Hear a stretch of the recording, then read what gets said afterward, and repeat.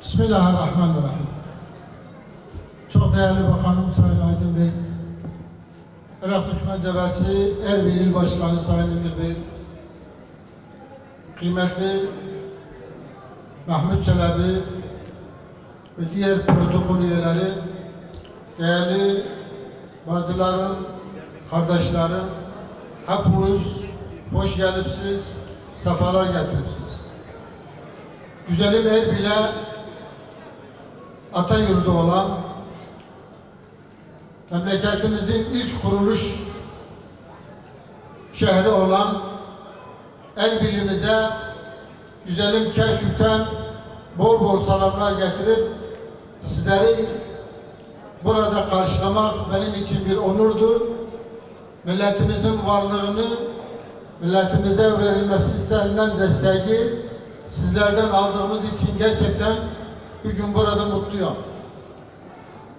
Bu törene bizzat Cenab-ı sizler beni davet ettiğiniz için ayrıca Erbil'deki olan Irak Türkmen Cebesi'nin tüm teşkilatına sonsuz şükranlarımı bildiririm. Erbilliler. Candan aziz, Türkmen Erbil, candan aziz, Türkmen yurdu olan Erbillimiz, bugün Irak Türkmen Cebhesi'nin ilk doğuş yeri olan Erbil'imizde Irak Türkmen Cebhesi'nin listesinin tanıtımı için burada bir araya toplanmamız gerçekten bizi mutlu etmektedir. Muhterem misafirler, bilirsiniz Erbil hiçbir zaman üzerine düşen vazifesinden geri kalmayıptı ve kalmayacaktır. Yeter ki biz istenilen desteğimizi Erbil'de bulunan insanlarımıza, teşkilatımıza gereken bir şekilde vermemizi, üzerimize düşen borcu eda etmekte olmamız lazım. Cenab-ı Allah insanoğlunu yarattıktan sonra diri ve cealnâkum şu'ûben ve kabâile lita'ârafû. Yarattıktan sonra diri ve cealnâkum. Yani ben sizi daha sonradan milletlere ve kabilelere olarak tanıtırdım veya böldürdüm. Bu demekti biz bir millet olarak, Türkmen milleti olarak bugün ister Türkmeneli'nin herhangi bir bölgesinde olsun, ister Tel Afer'de olsun, ister Musul'da, ister Erbil'de, Kerkük veya Selahaddin veya Diyale'de veya Bağdat'ta veya hatta Irak'ın en ücra köşesinde olsun, Basra'da bile olursa olsun, yeter ki biz Türkmen milleti olarak Cenab-ı Allah'ın bize ikram ettiği bu millete mensup olduğumuz için ayrıca Cenab-ı Allah'a teşekkür etmekteyim. Ama hiçbir zaman bir millet olarak biz milletimizin menfaatini en üst düzeye çıkartabilmemiz için başkasına hiçbir zaman ne kem gözle bakmışız ve ne de bakmaya kabul eder. Milletimiz her zaman ister dinine ister milletine hep bu çok iyice bellidir. Osmanlı İmparatorluğu'nu dünyanın birçok bölgesinde hakim idi. Ama hiçbir zaman tefrika yaratmadan, tefrika görmeden insanlarına eşit bir şekilde davranmıştı. Ve zannedersem bundan önce de ve bugün de Erbil'de bulunan Türkmenlerimiz her zaman hiçbir zaman başkalarının tefrika görmeden eşit bir şekilde bakmakta. Bu da bizim bir sıfatlarımızdan, en iyi sıfatlarımızdan birisidir. Bugün bu tanıtımda gerçekten bilirsiniz Irak Türkmen Cebhesi'nin büyük bir rolü var, büyük bir emeği vardır. Arkadaşlar herhangi bir seçim bir yarıştır. Bu yarışa katılmak cesaret ister. Bu yarışta katılmak insanlarımızı teşvik etmek için milletin desteğini ister. O desteği bu genç adaylarımızdan bugün burada sağ olsunlar 5 genç adayımızın, 5 genç insanımızın ister kadını olsun isterse erkeği olsun böyle bir yarışmaya girmeyi gerçekten bizi mutlu etmektedir. Az önce seçim belki dediğimiz gibi bir yarıştır. Bu yarışta başarılı olma imkanı olabilir, olmama imkanı da olabilir. Ama yeter ki o yarışa sen katılmak arzusundasın. Az önce arkadaşlarla adaylarımızla oturduğumuz zaman İpek Hanım çok güzel bir örnek verdi. Karınseden sonra da dediler yola çıkıp sen hareket geçsen, dedi hacca gidelim. Dediler yetiştirirsen sen bırak. Dedi önemli değil, yetişmesem de bu yolda kurban olma. Bu demek çok güzel bir şeydi. Bu insanların bu yolda başarılı olmak için demek değil ki de önemli olan bu yola bu başlarını koymakları için gerçekten bizi gururlandırmaktadır. Genç yaşta bir genç kadınımızın böyle bir şekilde düşünmesi gerçekten beni gururlandırdı. Belki de bir duygulandırdı. Ama kendisine ve kendisiyle beraber aday olan diğer kardeşlerimize de gerçekten burada sizin önünüzde sonsuz şükranlarımı bildirmem. Bu ruh olduğu zaman bu millette hiçbir zaman geri kalmaz. Bu ruh olduğu zaman bu millette, bu insanlarımızda, bu gençlerimizde hiçbir zaman bu millet pes etmez. Hiçbir zaman bu millet kendisini mutsuz bir şekilde görmez. Biz biraz önce dediğim gibi biz milli olarak, milli açıdan baktığımız zaman insanlarımıza hiçbir zaman hiçbir kimsenin hor görmediğimiz için ve kendimizi de her zaman üstün görmüşüz. Her zaman kendimizi de bu milletler içerisinde en üst düzeyde görmemizi isterim. Ama yeter ki milletimizin bize desteği olsun. Yeter ki Erbil'de bulunan Türkmenlerimizin bu genç adaylarımıza bu kadar canlı bir ruh içerisinde bu seçime katıldıkları için bu insanlara destek verilmesi zannedersem bütün Erbil'li dostlarımızın vacibidir ve üzerlerine düşen bir görev. Arkadaşlar, seçim bir yarıştır. Seçime katılmak, o yarışta başarılı olmak veya olmamak önemli değil ki, yeter ki o hızla, o inançla o yarışa katılabilmek. Biz Irak Türkmen Cephesi olarak elimizden gelen bütün desteğimizi imkanımız dahilinde üzerimize düşen ne var ise hiçbir zaman esirgememeye çalışmaktayız. Belki de açık biraz konuşalım. Biraz açık bir, serah bir insan olduğum için açık bir şekilde konuşalım. Belki de Erbilli dostlarımız, Erbilli kardeşlerimiz, Erbilli can kardeşlerimiz biz Irak Türkmen Cephesi'nden sitem etmektedirler. Bu sitemde ben açıkça burada dilim size haklıdır. Niçin? Çünkü belki de Saddam düştükten sonra ilk önce veya Saddam'dan önce Irak Türkmen Cephesi'nin ilk yatağı olarak, ilk kurulma bölgesi olarak Erbil'de bir gün belki Erbil o kadar bir destek görmediği için veya o kadar iyi bir alan tanınmadığı için kendisine belki de bir sitem etme imkanları olabilir. Bu da hakları da haklı olaraklar. Her zaman biz onlara hak vermekteyiz. Ama ne yapalım? Kaderin durumu budur. Biz zaten her zaman Irak toprakları içerisinde Osmanlı düştükten sonra 100 yıldır biz her zaman dışlanmışız. Her zaman bizim milleti geri atmaya çalışmaktadırlar. Bu kadar zorluğun içerisinde yarış etmek gerçekten bu milletin ne kadar üstün olduğunu, ne kadar güçlü olduğunu insanlarımıza ve bütün topluma, bütün dünyaya haykırmaktadır. Yeter ki biz birlik o beraberliğimizi sağlayalım. Yeter ki biz insanlarımıza destek verelim. Yeter ki bir gün bizlerden küsen insanlarımızı bir arada toplayabilelim.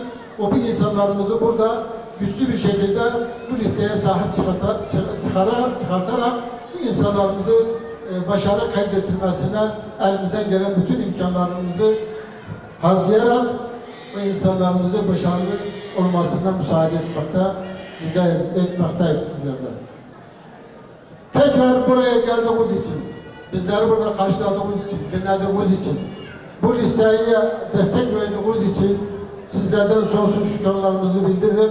Irak Türkmen Cephesi olarak üzerimize düşen her şeye boynumuzdan kıyla incedir. Özellikle Erbilli dostlarımıza. Ve her zaman da sizlerin yanında olduğumuzu emin olun hiçbir zaman unutmamışız ve unutmayacağız. Biraz önce arkadaşlarımız bize dediler, biz sizi bekleriz her zaman burada.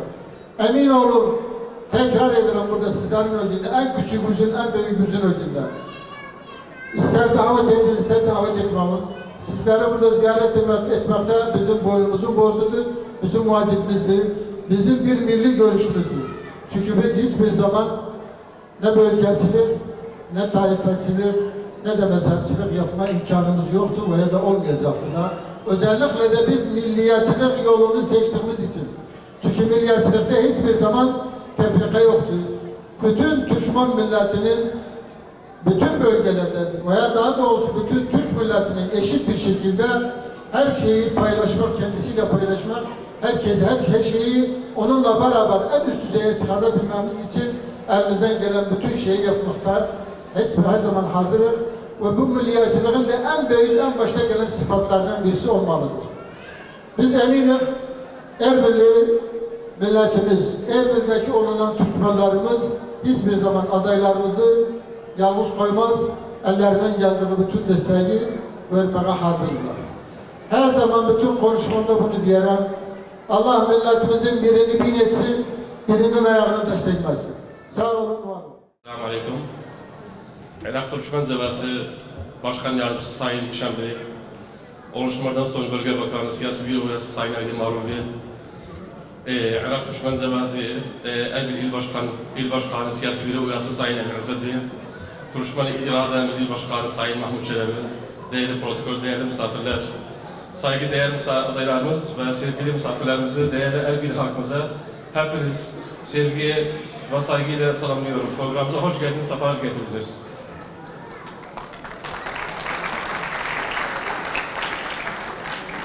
Biliyorsunuz ki 11 Kasım'da 2025 tarihinde yapılacak olan Irak parlamento seçimlerine ilk defa olarak 5 adayımız ile katıldık. Irak parlamento seçimlerine Erbil'den ilk defa olarak katılmak hepimiz için bir onurdur, bir milli meseledir. Erbil'den sesimizi Bağdat'a kadar duyurmak hepimiz için, Türkmenler milleti için büyük bir fırsattır. İşte burada adaylarımıza destek olmak sizin gibi değerli milletimize düşer. Saygıdeğer misafirlerimiz, biz İTC Erbil Seçim Dairesi olarak gereken hazırlıkları yaptık, yapmaya da devam ediyoruz. Yüksek Seçim Komisyonu'ndan gelen talimatları sürekli halkımıza bildiriyoruz. Önceki seçimlerde olan bazı talihsizlikler, kart veya mühürle ilgili sorunlardan artık bir çözüm bulundu. Biz de millet olarak üzerimize düşen görevli hem onlar için hem cepheye hem de milletimiz için yapalım. İnşallah adaylarımıza güzel sonuçlarla Bağdat parlamentosuna göndererek hak ve hukuklarımıza sahip çıkalım. Bugünkü programımızın, bu güzel buluşmamızın amacıyla saygıdeğer adaylarımıza sizlere tanıtmaktadır. Gerçi adaylarımızın hepsi tanınan insandır, hepsi milletimizin güzel insanlardır ama yine de tekrar sizin huzurunuzda onları tanıyalım. Saygıdeğer misafirlerimiz, ben konuşmamı daha fazla uzatmak istemiyorum. Değerli misafirlerimizin de konuşmasına fırsat vermek istiyorum. Ben de beni dinlediğiniz için çok teşekkür ederim. Tekrar hepinize hoş geldiniz, sefalar getirdiniz. Bismillahirrahmanirrahim. Yüce Allah adıyla bu tanıtım torası ilan ediyoruz. Taban bidayette Sayın Irak Düşman Cephası Başkan Yardımcısı Sayın Bakanımız ve Siyasi Biro Üyesi Sayın Aski Milletvekilimiz Sayın Mahmut Çelebi, onunla beraber insanlar, heyetler, sayın bütün misafirler, bütün protokol, ticari konaklarımız, ticari teşkilatımız, Kadınlar Teşkilatı, Talaba ve Gençler Birlik Teşkilatı, hepinize hoş geldiniz, sefalar getirdiniz. Tabii bugün önemli bir gündü ki Irak Düşman Cephası Irak seçiminde katıldı. Irak Düşman Cephası listesi 268, numarası bu bölgede bütün düşmanları temsil edilir. Tabii biz temenni ediyoruz başka düşman partileri yani bir tehaliften biz seçime katıldık ama nasip olmadı. Bir de delaleti bir de ki biz Irak Düşman Cephası biz seçime katıldık. Bir delildi biz bu milleti hakiki temsil eden biziz. Sadece biz o imkaniyet, o tanzimat, o zürat bizde var. Bu bizim size fakirdir. Çok insanlar var, olabilir ki tanzimat, ki teşkilat bize bağlı değiller. Ama bunları her münasebetlerde görürük, bizim yanımızdaydılar. Onlara çok teşekkür ederim. Bu delildir ki bizi hakiki temsilci görürler, bize layık görürler ki bu milleti temsil eder. Irak Düşman Cephası bu bölgede taban bidayet kuruluşu burada oldu. Ailelerimiz bazı burada var, bazı ihtimalde yoktu. Amaçları var idi. Biz özel müessesane tesis ettiler. Hatta Türkmen davasına, Türkmen diline, Türkmen varlığına difa etsinler. Taban hiçbir zamanda hak ve dava alakası yoktu. Sen sayı azdı, yan çoktu. Cüzlüsen, yan kuvvetlisen. En zindi örnek indi Filistin'de, Gazze'de bir küçük müştema, zayıf insanlar dünya karşısına duruplar. Kendi topraklarına, davalarına difa edirler. Muallim düşmanları, imkaniyetleri çok onlardan bewiştirdi ama beceremediler. biz de Türkmenler burada Irak'ta hiçbir zamanda baş açmamışız. Kimse açsın. Daimen öz maslahatımız Irak'a kurban etmişiz. Öz maslahatımız burada iklime de kurban etmişiz. Vaktinde diller Hazreti Nuh bir sefine yapırdı, bazı cürürdüler. Diller hani tufan, hani cemaatı, birisi kiminsi yapasın. Ama o bilirdi, müstakbel ne olur? İnsanların hayatı ona bağlıdır. Onların kurtarıkmağı onun işidir, yaptığı kimseye kulak açmadı. Biz de özümüz böyle bir Hazreti Nuh'a bir sefineye benzerlik ki tamam çok insanlar değiller, nayüz var, sayımız azdır, cüzümüz yoktur. Ama biz bir işi yaparız. Çünkü biz bu milletin masirini bizim boynumuzun borcudur. Biz bunları temsil ederiz. Bunların hak hukukları biz difa ederiz. Yaparız, koy cürsünler, koy desinler zayıfsın. Olmaz, nasıl? Sonra en önemli şey, her dava. Eğer bir dava şehidi olmasa, tutuklu olmasa, zahyası olmasa beceri harda. Biz Türkmenler olarak çok tahsil vermişiz. Hem Irak toprağı için, hem Türkmenler için. Onun için olur, saygı tutak bir tasfiyat için. Çok insanlar bir dil için, bir varlık için o canları fida edipler. Bir dava, bir davadır, bir cünündacı, bir dünyaya kadar, o nihayete kadar bir dava devam eder. Onun için olur, en dürüst insanlar, en iyi insanlar bu davayı temsil etsinler. Mesela menfaatdacı. Bir güzel millet gelip buraya ne menfaat görüp? Kimseyi tayin etmişik, kimseye maaş vermişik, kimseye ödül vermişik.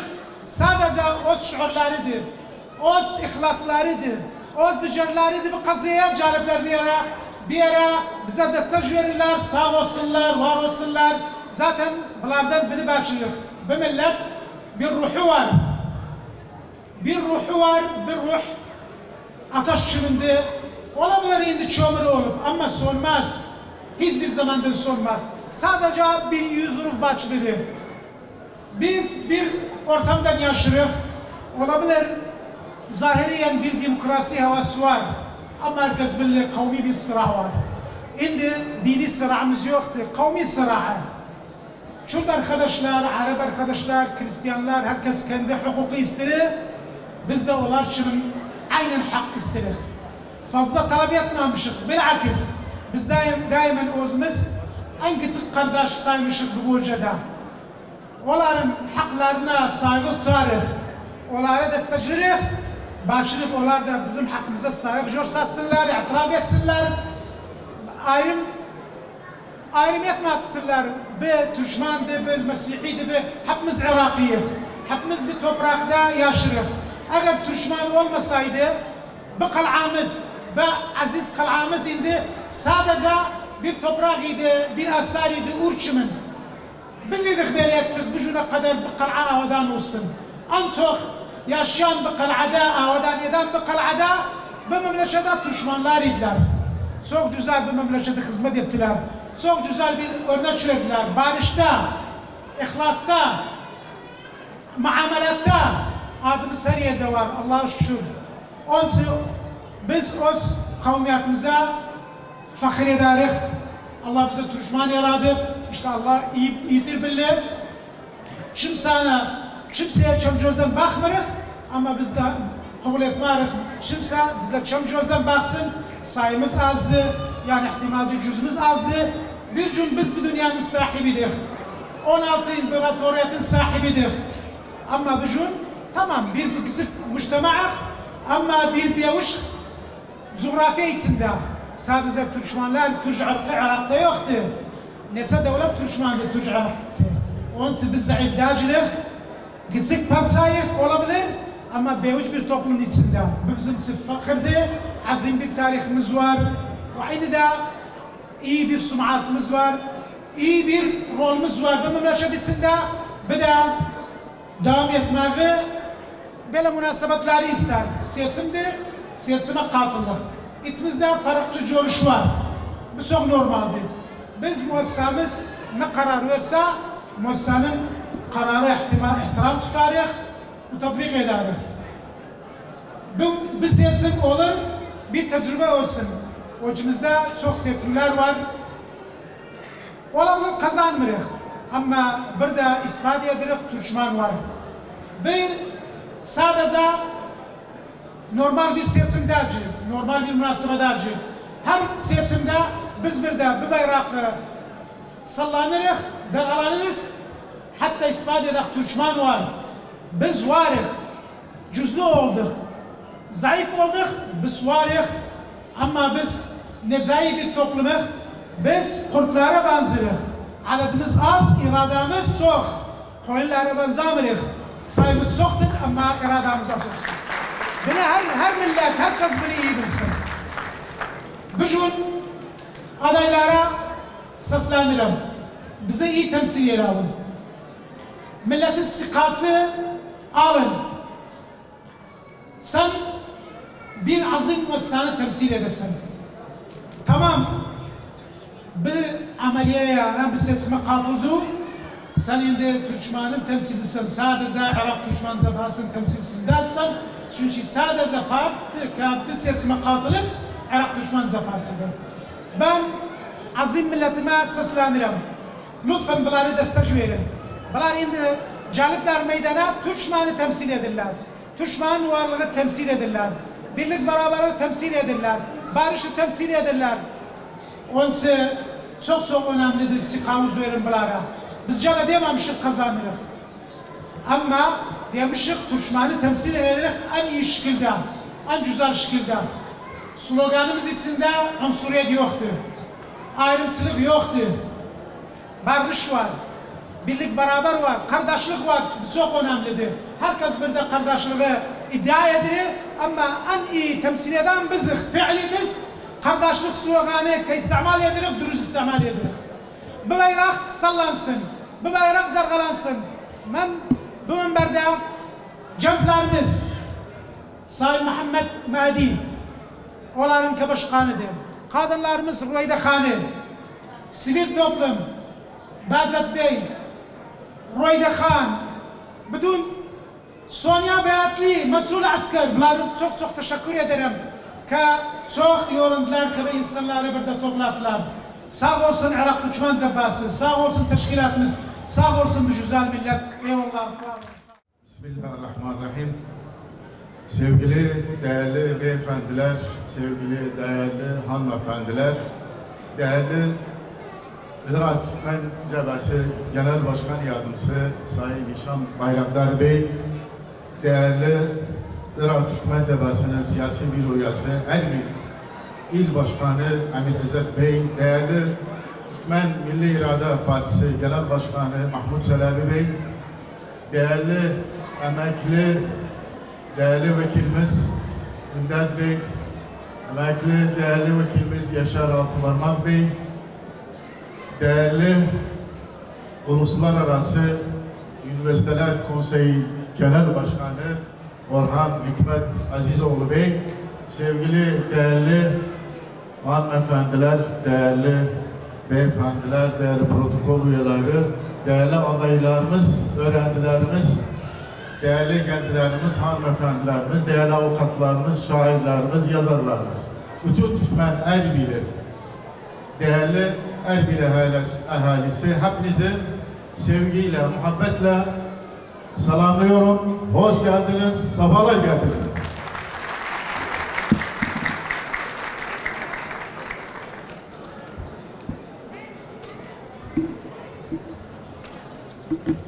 Sevgili değerli arkadaşlar, tabii bugün biz hep beraber bir araya geldik. Bir nedeni var. O nedeni 11 Kasım'da 11.11'de Irak Parlamento seçimi var. Bu seçimde Irak Türkmen Cebhesi'nin listesi 268 ve değerli adaylarının tanıtım marasimidir. Biz bu münasebetle değerli Irak Türkmen Cebhesi listesine ve değerli adaylarına destek vermek için buradayız. Bugün bu değerli vatandaşlarımızın bir arada olmakla, bu muhteşem kalabalıkla, bu katılımla bu anlama geldi. Her zaman Erbil'de olan Erbilliler, Erbilli Türkmenler Irak Türkmen Cebhesi'nin yanındadır ve destek vermiştir. Bugün Erbilliler için gururdur, bir iftihardır. Irak Türkmen Cebhesi Erbil'de kurulmuş. Bugün 30 yıl üzerinden geldi Irak Türkmen Cebhesi. Bu 30 yıl içerisinde büyük bir hizmet verip, büyük bir katkı sağlayıp, bunların siyasi olsun veya diplomasi olsun ve eğitim alanında olsun ve sosyal alanında olsun, sağlık alanlarında olsun Türkmen halkına ve bölgede olan bütün Türkmenleri bölgesinde, özellikle de Erbil'de Türkmenler başta olmak üzere diğer bizimle yaşayan etnik ve dini gruplarına da büyük bir katkı sağlanmıştır. Bugün bizim Erbil'de Türkmen okullarına, Türkmen eğitimine Irak Türkmen Cebhesi destek verilir. Bugün Türkiye'de eğitim alan ve eğitim için burslu olarak giden yine Irak Türkmen Cebhesi tarafından destek verilir. Sağlık konusunda yine Irak Türkmen Cebhesi destek verilir. Hükümette olsun, parlamentoda olsun ve siyasi mahafillerde olsun en mühim olan güzel bir şekilde temsil eden, iradalı temsil eden Irak Türkmen Cebhesi olmuştur. Bunlar çok önemlidir bir siyasi partisi. Biz bugün karar verdik bu seçime katılıp, Irak parlamento seçme, Erbil'de, özellikle de Erbil'de Irak Türkmen Cebhesi adıyla, listesiyle katılma bu Erbil Türkmenler için ve Erbiller için büyük bir şeraftır, büyük bir gururdur. Yani bunu unutmayalım. Gerçekten bugün bir zor bir süreç içerisinde bu çalışmaları, bu seçime katıldı. Yani Irak Türkmen Cebhesi'nin dışında hiçbir siyasi parti Erbil'de seçime katılmamış. Sadece Türkmenleri temsilen Irak Türkmen Cebhesi bu seçime katılmıştır. Sağ olsunlar, İTC'nin dışında bazı siyasi partilerimiz, başta Türkmen Milli İrade Partisi, Türkmenler Partisi ve diğer partiler de, bazı partiler de Irak Türkmen Cebhesi'ne destek verdiklerini resmi olarak açıklamışlar. Biz diğer siyasi partilerden de bekleriz. İTC'nin dışında olan, Erbil'de olan Türkmen siyasi partilerden bekleriz. Bu iradeyi ortaya kurmak lazım. Biz Türkmenler adına ciddi olarak, eğer bu siyasi partiler Türkmenleri temsil edirseler, 11 Kasım'da Türkmen Cebhesi'ne adaylarına ses verirler. Irak Türkmen Cebhesi'nin yanında olacaklar. Çünkü İTC'nin dışında olan siyasi partiler geçmişten gücümüze kadar bütün insanları Irak Türkmen Cebhesi'nde çalışmışlar ve Irak Türkmen Cebhesi bu insanlara sahip çıkmıştılar. O yüzden bir kere iradalı olmak gerekir. O iradeyi göstermek lazım. Zemirini murtah etmek lazım. Bir insan zemirini murtah etmek için mutlaka cepheye destek vermek lazım. Özellikle bu siyasi partiler. O yüzden biz buradan bu önemli günden Türkmen siyasi partilerine seslendik, Erbil'deki olan bizim değerli kardeşlerimizle, dostlarımızla. 11 Kasım'da yapılacak Irak parlamento seçiminde Irak Türkmen Cebhesi'ne ses vermeleri, destek vermeleri lazım. Irak Türkmen Cebhesi Türkmenlerin temsil edilir, Erbilleri temsil edilir. Bütün burada olan insanları temsil edilir. Onlardan bu desteği bekliyoruz. Yani onların desteği hem manevi olarak mühimdir, hem siyasi olarak da mühimdir. Ayrıca da bunu bildirim. Geçmişten bugünümüze kadar Irak Türkmen Cebhesi'nde çalışan bütün insanlarımız, yani kuruluşundan beri akıncı olarak, himaye olarak, mamur olarak, yetkili olarak, ceba başkanlığı görevi yapan, parti başkanları görevi yapan, daire başkanları olan, Türkiye'de eğitim alan, Türkiye'den mezun olanlar Irak Türkmen Cebhesi'nde bir gün çalışmışsa Irak Türkmen Cebhesi'ne oy vermesi gerekir. Hiç olmazsa zemirini murtah etmek için. Biz burada bir insanlara seslendik. Bunlar bir milli bir görevdir. Bu vatani görevini yerine getirmek lazım. Seçime 11 Kasım'da hem bir milli bir görevdir sandık başına gittiği zaman, hem insani görev tarafı var, hem vatandaşlık görevi var, hem de vatani görevdir. O yüzden Irak Türkmen Cebhesi ses vermek, oy vermek bir vatani bir görevdir, milli bir görevdir. Biz zor süreci altında çalışmalar yaptık. Bu gün de gerçekten zor bir süreçtir. Bugün bu insanlar, değerli insanlar bizi yalnız bırakmadılar. Buraya geldiler bize destek vermek için. Biz her zaman Irak Türkmen Cebhesi, Irak Türkmenlerinin en önemli temsilcisidir. Irak Türkmenleri de Türk dünyasının bir parçasıdır, bir bölümüdür. Orta Doğu'da mazlumların sahibi olan Türkiye Cumhuriyeti de Irak Türkmenlerinin ana vatanıdır. Her zaman Türkiye Cumhuriyeti Iraklı Türkmenler başta olmak üzere Orta Doğu'da bütün Türkmenlere destek vermiştir. Sahip çıkmıştır. Bugün bizim arkamızda kocaman bir Türk devleti var. Büyük bir Türk dünyası var. Biz gururluyuz. Iraklı Türkmen olarak da Erbil'de olmamız daha fazla bize gurur veriyor.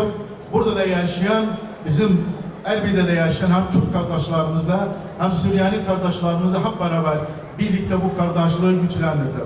Şimdi de her zaman Irak Türkmen Cebhesi barış prensipleri üzerine, barış üzerine her zaman siyasetini yapmıştı. Diyalog yoluyla her zaman hak hukuklarını talep etmiştir. Bugün bizim bu insanlar Irak Türkmen Cebhesi'nde listesinde eğer kazanırsalar, Irak parlamentoya giderseler sadece Irak Türkmen Cebhesi değil, sadece Türkmenleri değil, ilk önce Erbil'i temsil ederler. Çünkü bu Erbil adına oraya girdiler. Bugün Erbil'de 15 sandalye var, 15 sandalye için siyasi partiler yarışıyor. Bugün Irak Türkmen Cebhesi büyük siyasi partilerle bu yarışmaya girdiler. Bu yarışma çok mühimdir. Biz ilk defa bütün arkadaşlarımızla İTC olarak bu adımı, bu kararı verdik. Bir önemli bir karardır ve Erbil için bu kararı verdik. Erbil'in varlığı için bu kararı verdik. Erbil bugün Türkmeniyle güzel. Erbil bugün Erbil kalasıyla güzel. Erbil bugün Kayseri çarşısıyla güzel. Erbil bugün Horyatıyla güzel. Erbil bugün Sultan Muzaffer'in Gökbeli'yle güzel. Erbil bugün sizlerle güzeldir.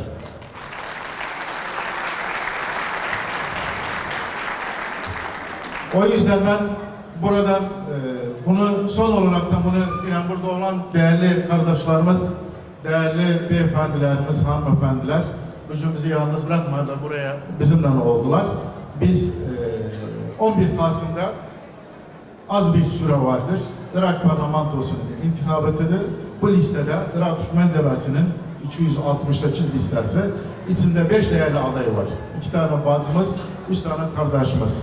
Bunlar Erbil'in değerli ailelerindendiler. Sonradan kendilerini tanıtımı yapılır. O yüzden bizim Irak Türkmen Cebhesi 260 var, listesi var, onun yanında adaylar da var.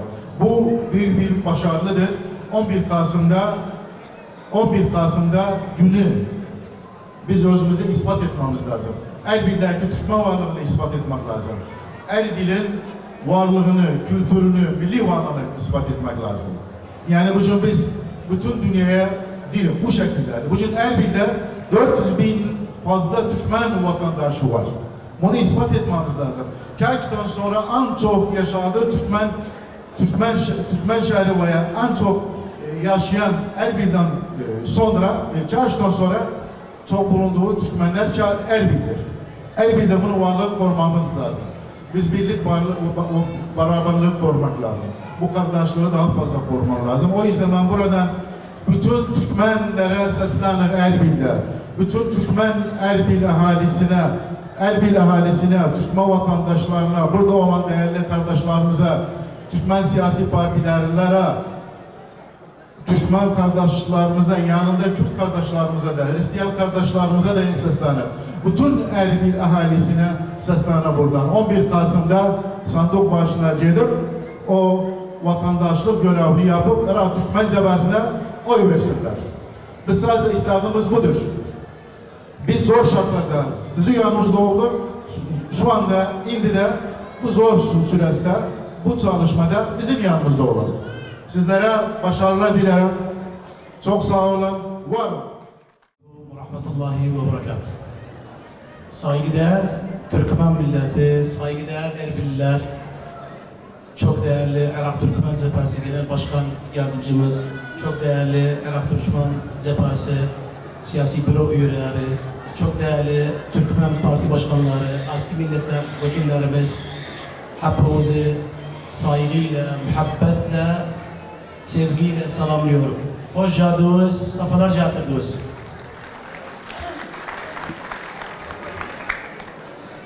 Ben Burva Ömer, 1986 Erbil doğumluyum. Irak Türkmen Cephesi Gençlik Teşkilatı 2013 yılından itibaren aktif olarak kadro teşkilatlarına katıldım. Irak Türkmen Cephesi Bağdat seçimleri için liste 2268 aday numarası 1.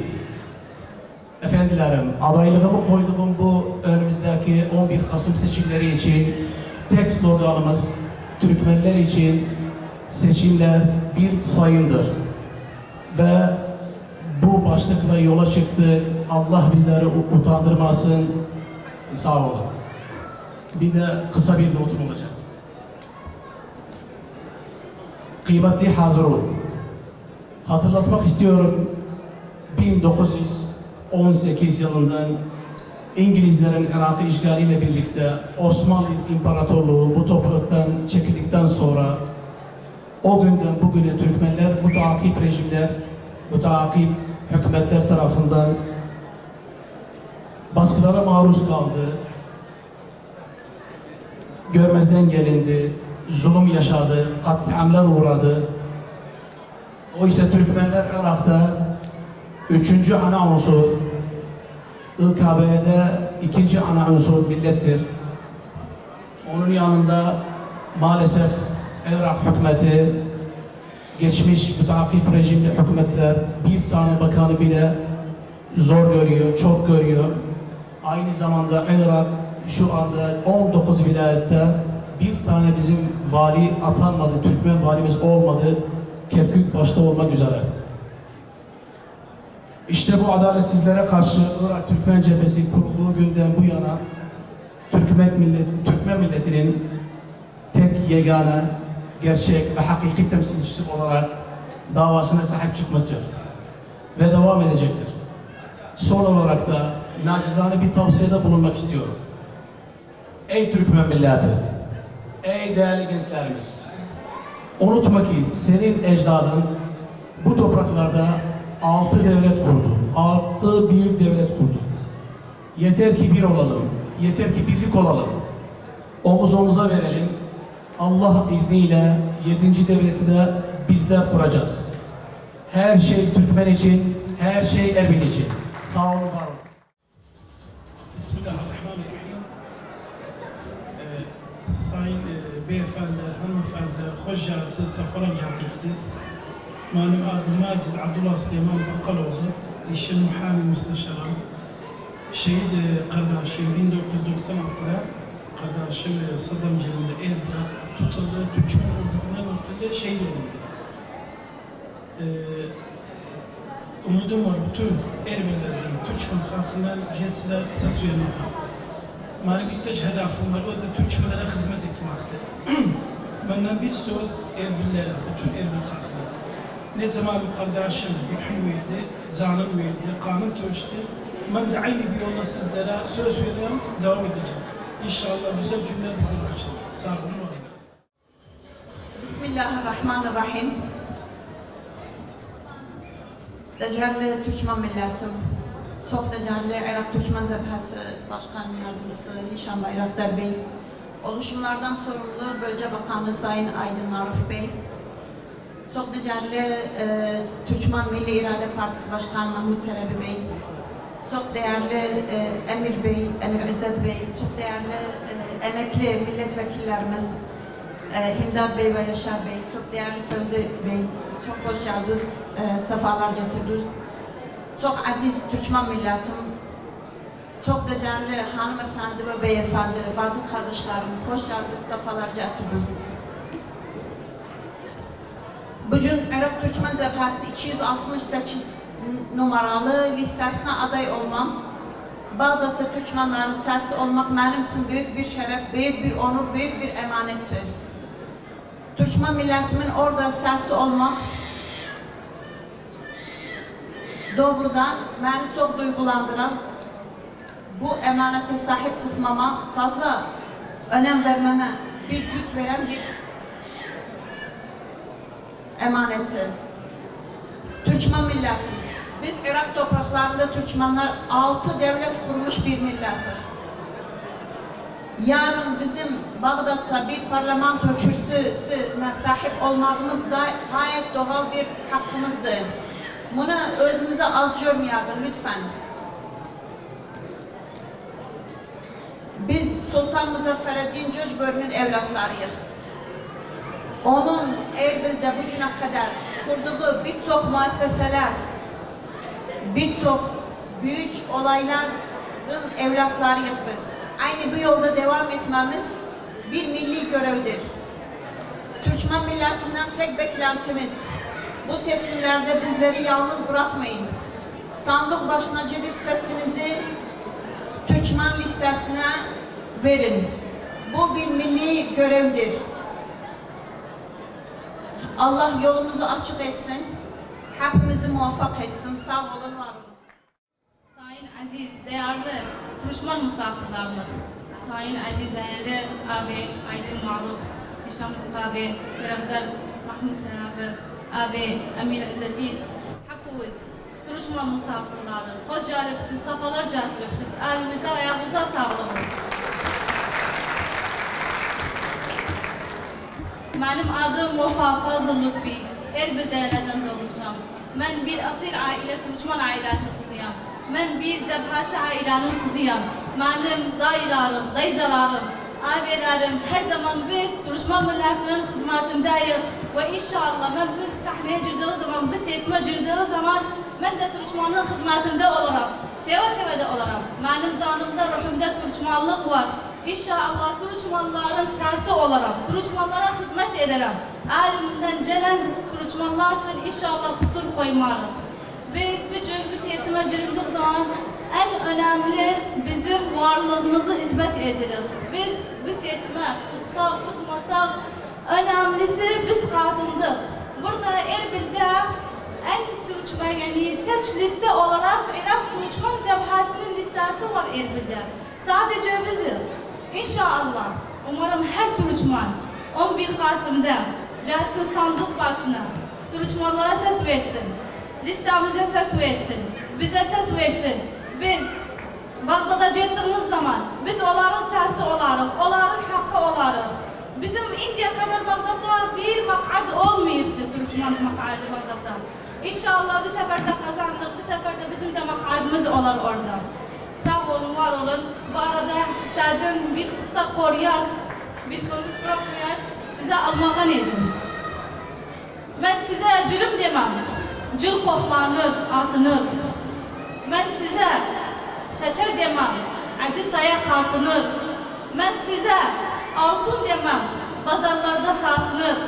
Ben size Erbil diyelim. Ben size çarşır diyelim. Ben size dost laflar diyelim.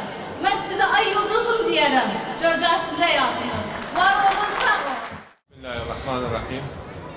Çok hoş geldiniz Sayın değerli Bakanımız Aydın Maruf, değerli Türkmen Cebhesi ve yardımcısı Hişam Bayraktar, bu çok değerli toplum Emir İzzet Bey, Erbil İl Başkanlığı Irak Türkmen Cebhesi'nde hoş geldiniz ve tüm protokol cemaatine hoş geldiniz, sefalar veriyoruz. Bugün biz buradayız, Erbil'imize hizmet etmek için. Benim adım Abdülbari Ümit Cerciz Bennadi. Erbil'de 1995'te dünyaya gelmişim. İdare İktisat kısım muhasebeni bitirmişim. Bugün biz Erbil'de Türkmenlerimiz çok bir sayımız var. Biz maalesef ki seçimlere katılmırıq, yani da görsatmırıq ki biz Türkmenlik çok Erbil'de. Ben tüm Türkmenlerden dilirəm ki biz seçimde özümüze koy görsədəğin ki biz Türkmenlik çok Erbil'de. Ki Irak'ta üçüncü bir millettir ve tüm Kürdistan'da ikinci bir bevuç millettir. Bunu da devi Irak'ın coşsadağım. Biz Irak'ta hiçbir bakanımız yoktur. Neçin olmasın? Neçin bir rayip uzaramız bizim Türkmenlerden olmasın? Bunun için devi çok havlu verir. Erbimize, tüm Türkmenlerimize, tüm kardeşlerimize, bazılarımıza denilir. Irak'ta bugün Türkmenlerin temsilcisi olan Erbil'de tek bir parti var. O da Türkmen Cebhası'nın partisidir. Ki Erbil'lerin temsilcisi oldu. Çok sağ olun, var olun. Allah yar ve yardımcımız olsun.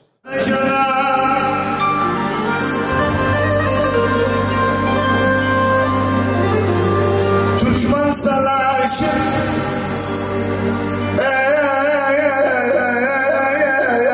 düzenmez yazar Mani Türkmen savaşı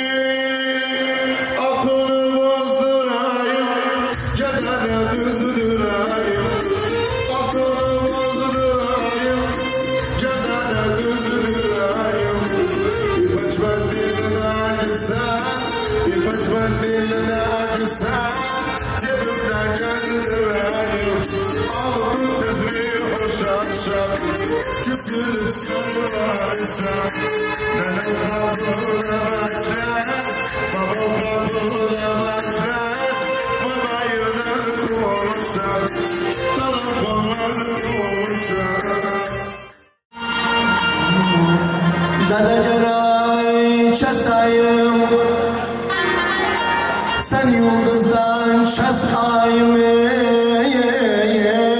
Yakudum ağam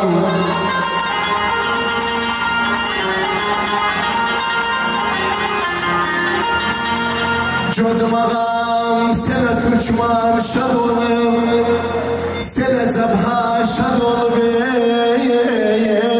ya özümle bir kabar özüm kurban çasayım ayar ayar ayar ayar ayar ayar ayar ayar ayar ayar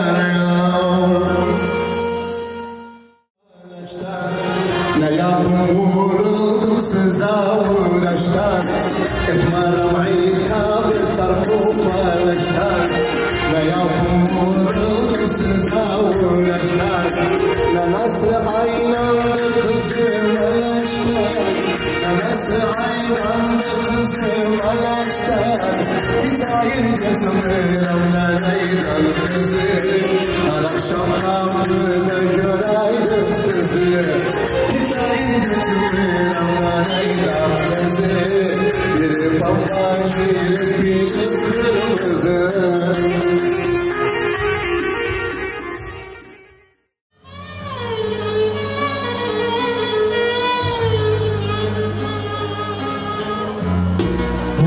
böyle biter. Rabla terk etme beni, bu aşk böyle biter. Rabla terk etme beni, atma beni ölümlere, atma beni zulümlere, götür beni gittiğin yere. Atma beni